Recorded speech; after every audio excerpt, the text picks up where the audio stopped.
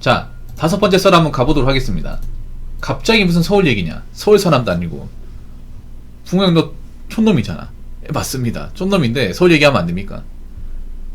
서울 분들도 모르고 있는 내용이라서 이거 얘기하면 좋을 것 같아서 그래서 이제 이런 얘기하면 재밌거든요.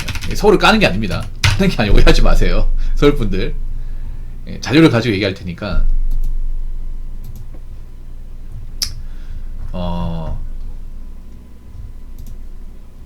좀 충격적인 게 있어요, 여러분. 뭐냐 하면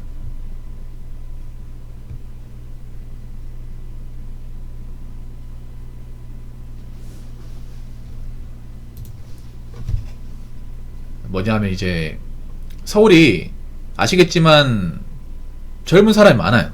네. 서울이 젊은 남녀가 많습니다. 남녀가 많고 특히 여성 비율이 높습니다. 성비가 높아요. 네. 남녀 성비에서 한 105대 100까지 나올 거야 아마 제가 알기로는. 105 여자예요. 이상하다.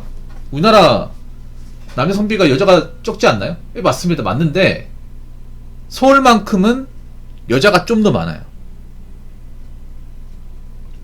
좀 많습니다. 그 왜 그러냐? 거기가 서울 출신들이 이제 쭉 살아서 그런 게 아니라 지방에 살던 여자들이 이제 고등학교 졸업하고 서울로 오는 거예요. 아니면 대학교 졸업하고 취업하기 위해 서울로 온다거나. 그러면서 오는 사람들이 많아서 서울은 오히려 이제 남녀 성비가 여자가 좀 더 많아요. 젊은 비중으로. 근데 좀 특이하지 않습니까? 아니 젊은 여자가 많으면 연애하기 좋고 결혼하기 좋고 출산하기 좋은 거 아닌가 이렇게 생각할 수 있잖아요. 근데 아니에요. 젊은 남녀가 많아도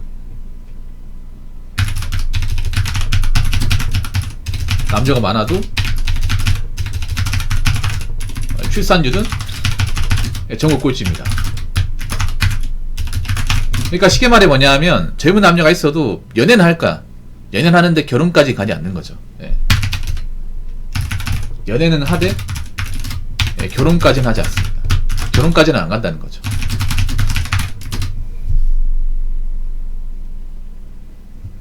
그리고 정말 특이한 게 뭐냐 하면 서울에서도 가장 출산율이 낮은 지역구가 관악구예요. 관악구. 관악구가 제가 알기로는 0.43명입니다. 관악구가 0.43. 꼴등이에요. 가장 높은 것도 서울이 웃긴 게 가장 높은 것도 한 0.7인가 그래. 0.6인가? 1이 안 돼요. 근데 웃기지 않습니까? 왜 웃기냐 하면 관악구가 젊은 사람이 가장 많은 곳이에요. 관악구가 서울 전 지역구 중에 젊은 남녀가 가장 많은 곳이에요. 많은 곳 중 하나입니다. 근데 출산율이 작아. 0.43. 이상하지 않습니까? 여러분 관악구 사신 분들이 혹시 뭐 댓글 달실지 모르겠지만 오히려 나이 드신 분들보다 젊은 사람 훨씬 더 많아. 쉽게 볼 수 있어. 근데 가장 낮아요. 가장 낮습니다. 왜 그럴까? 그러니까 쉽게 말해 그런 거예요. 서울에 젊은 남녀가 많이 살아도 법률론으로 가지 않는 거야. 아마 동거는 많이 할 거예요. 동거는 하는데 가치하게 살림을 꾸리고 하지 못한다는 거지.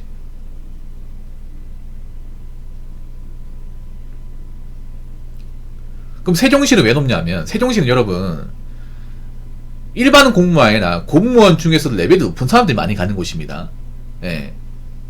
구급 출신이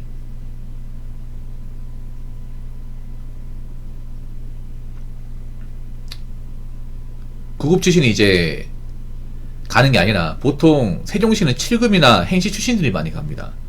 여러분 정부총화청사 있잖아요. 세종청사 있잖아요. 거기는 말단 공무원이 일하는 곳이 아닙니다. 중급이나 이제 좀 급수가 높은 사람들이 일하는 곳이에요. 나라의 중책을 맡기는 곳이기 때문에 일반 이제 말단에서 이제 합격하신 분이 들어오는 곳이 아니에요. 레벨 높은 사람이면 그게 나라 엘리트죠. 네. 이름을 오니 고맙습니다. 그래서 왜 젊은 남녀가 많은데 왜 결혼 안 하고 출산 안 할까? 생각해보면 답은 하나입니다. 뭔지 아세요? 소득이 적기 때문에. 질 물려. 좀 말 잘 해야 될 것 같은데. 아무튼.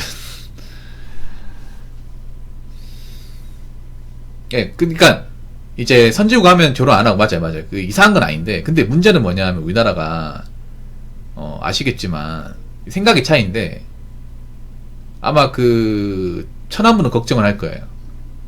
왜 걱정을 하냐? 우리나라는 인구를 갈아가지고 먹이 살리는 거지. 제조업 기반을 하다 보니까. 예. 근데, 태어날 애들이 없다는 거는, 그, 나이 든 사람도 떠받들 사람이 없다는 거잖아요. 거기다 우리나라 또 수명도 길기 때문에 잘 안 죽어요. 거기다 지금 이제 젊은 사람 거의 100세를 깔고 가기 때문에, 노년이 길단 말이에요. 그래서, 나라의 어떤 복지적인 비용도 많이 들잖아요. 뭐, 우리나라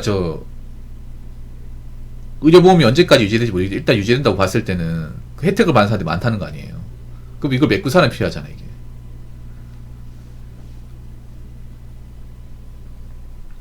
소득이 적습니다. 자, 관악구가 소득이 적은데, 그럼 어떻게 적냐? 제가 찾아보니까, 2021년 자료예요. 21년 자료를 보면, 관악구 평균 소득이 얼마일 것 같아요? 예. 얼마일 것 같아? 내가 찾아볼게. 이거 내가 찾아본 적이 있었거든요. 좀 충격적입니다.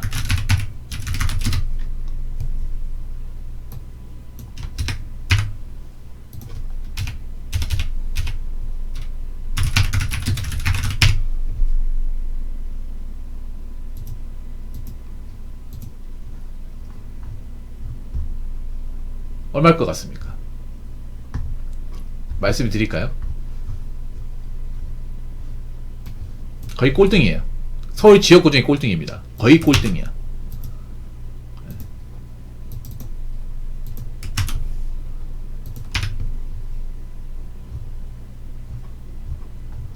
얼마냐면 3,200만 원입니다.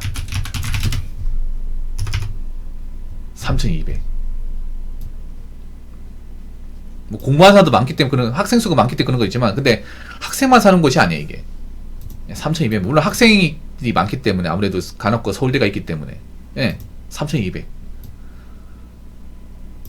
근데 다른 데는 뭐 학생들이 없나? 뭐 서울대만 학생이고 연세대랑 고려대는 뭐 학생 없어요?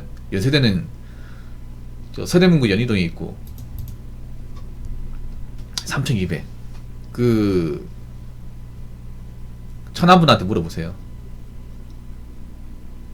아니. 평균이에요, 평균. 이걸 주위로 나누게 되면 더 적어요. 서울이 소득 편차가 엄청 많이 발생합니다. 강남은 강남구가 제일 높아요. 서울에서 가장 높이, 강남이 7,600인가 그렇고, 소초가 7,400. 예. 송파가 6,800인가 그래요. 예, 강남은 거의 비슷해.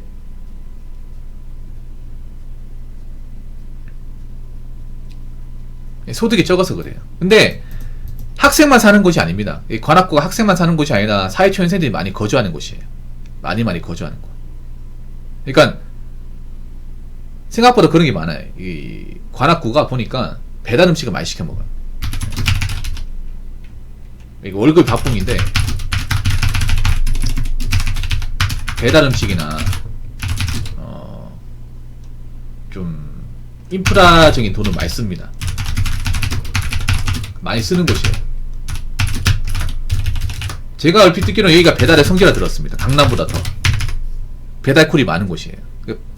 그 서울에서 배달 기사 하시는 분들 얘기 들어보면 그분들이 뭐 전부를 대변할 수 없겠지만 그쪽에서 일하시는 분 들어보면 오히려 못 사는 동네에서도 배달이 많대요. 잘 사는 동네는 반대로 배달을 잘.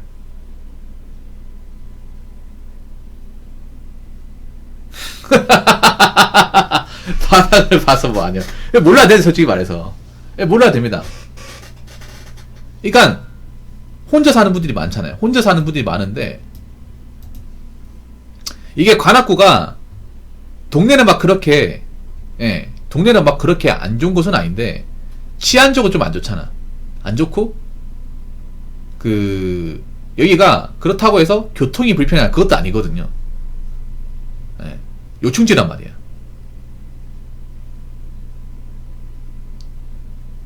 그래서 어떤 주거환경은 별론데 왔다 갔다 하기엔 좋은 곳이잖아요. 물론 이제 다른 지역도 좋은 곳이 있겠지만.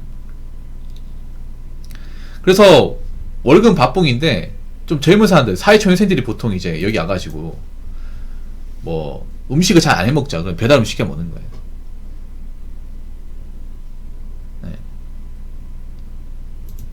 그러니까 이렇게 생각하면 돼요. 관악구 신림이나 봉청, 구로 이런 데 사는 분들 보면 돈을 많이 벌기 때문에 사는 게 아니라 이제 여기보다 좀 싼 곳을 구하기 힘드니까. 찾아보면 있겠지만.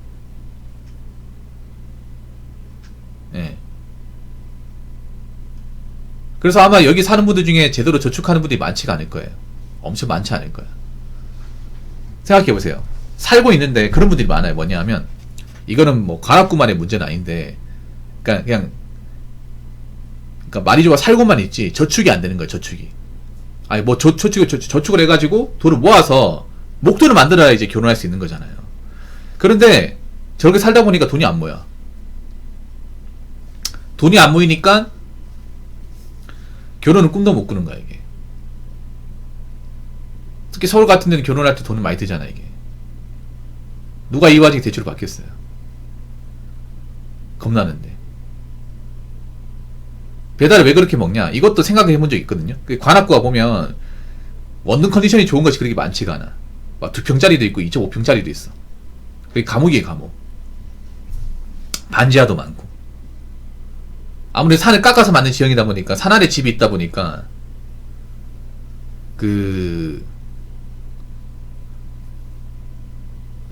반지하가 많아요. 그래서 이게 문제가 뭐냐? 집이 좁으면 요리할 공간이 안 나옵니다. 냉장고 넣을 공간도 안 나와요. 그러니까 5평이야. 원룸이나 하더라도 8평은 돼야 거기에 요리도 하고 뭐 가구도 놔두고 하잖아요. 서울 보면 5평 이하가 진짜 많아요. 5평 이하짜리가. 근데 그 안에 화장실하고 다 있단 말이야. 그럼 남은 공간은 이제 써야 되잖아요. 싱크대 있고 하면 싱크대 진짜 좁거든요. 요리할 공간도 안 나오고. 그리고 냄새가 나. 냄새가 나다 보니까 민원이 들어와요. 요리하면 이제 냄새 같아 배기고 옆집 냄새가 들어오잖아 이게. 그래서 얘기를 들어봤어요. 왜 요리를 안 합니까 하면 요리를 하면 옆집에서 뭐라 한다. 냄새 때문에.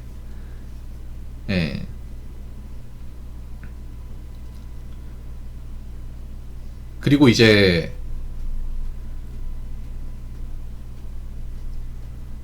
또 뭐가 있냐. 그리고 이제 귀찮아서 안 하는 것도 있어 이게. 피곤하다 보니까. 그래서 살고는 있는데 돈이 모이지가 않는 거예요. 그래서 자취하신 분들이 지금 제대로 뭔가 돈을 모아서 좀 삶의 질이 올라온 분들이 좀 상대적으로 적고, 여자분들은 상당수가 내가 봤을 때는 돈을 모으지 못할 거예요. 자취하는 분들은 사실상. 한번 생각해 보세요. 여기 보면 3,200이 남녀 합친 거잖아. 그럼 여자는 더 적을 거 아니에요. 더 적겠죠. 남자가 소득 편차가 벌어지니까.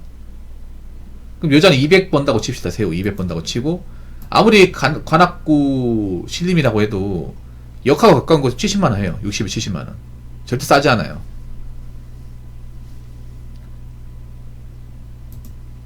거기다가 관리비 따로잖아요. 겨울에 또 난방 많이 틀 거 아니야. 그러면 2,30만원 나오겠죠. 그런 말 하거든요. 숨만 쉬어 100만원이라고. 100만원에다가 거기서 뭐 커피도 사먹고 배달음 시켜먹고, 여자분들 배달음식 많이 시켜먹거든요. 뭐 인터넷 쇼핑 같은 거 해버리면 저축을 꿈도 꿀 수 없는 거야 이게.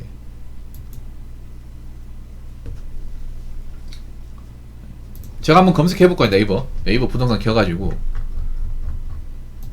월세가 월마다 내는 세금이죠. 그러니까 월마다, 그러니까 집에 보증금 내고 월에 얼마씩 내는 거죠. 남의 집 얹어 살면서. 세금이 아니라 내가 이제 어떤 집주인 집에 들어가가지고 보증금 얼마 내고 계약서 써가지고 달마다 얼마씩 주는 거예요. 집주인한테. 예. 월세죠. 그래서 지금 신림도 한번 볼게요. 신림도 원룸 얼마인지.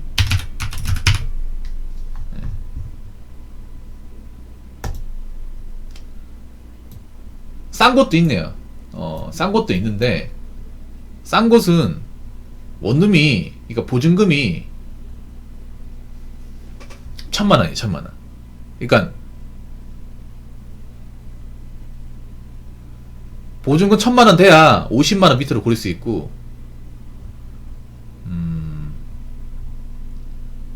보통 50만원 밑으로가 없어요. 일단 보증금 한 500 가지고 있으면 50은 넘는 생각을 해야 돼요, 50은. 네. 그래서 아마 저축을 못하는 분들, 모르는 게 당연하죠. 모르는 게 당연합니다. 왜냐하면 아무래도 보통 환경에서 자라오신 분이 아니다 보니까, 예. 모르는 게 정상이에요. 모르는 게 이상한 게 아니라 차라리 모르는 게 나아요. 차라리 모르는 게 낫습니다. 예. 일반 어떤 서민들의 환경 있잖아요. 보통 사람들의 환경 모르는 게 나아요. 왜냐 충격적이기 때문에. 알아야 돼. 근데 뭐 잘 사는 분들은 알 필요가 없겠지만 보통 사람들은 알아야 됩니다. 보통 사람들은. 그러니까 내가 가진 게 없는데 서울 살아야 되는 분들, 살고 싶어 하는 분들은 알아야 돼. 그러니까 내가 봤을 때 그런 거, 지방의 상경에서 서울 사는 분들 중에 저축이 안 되는 분들이 대부분일 거야, 아마. 저축이 안 되는 분들. 여자분들은 아마 대부분일 거예요. 여자분들도 아마 이제 서울에 살고 이제 저축을 하려면 세후 300은 벌어야 돼요. 300은. 300 버는 게 쉬운 게 아닙니다, 근데.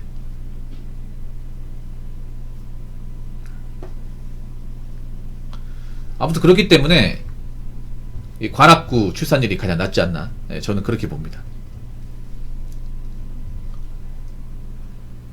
자, 이상으로 5번째 썰 마치도록 하겠습니다.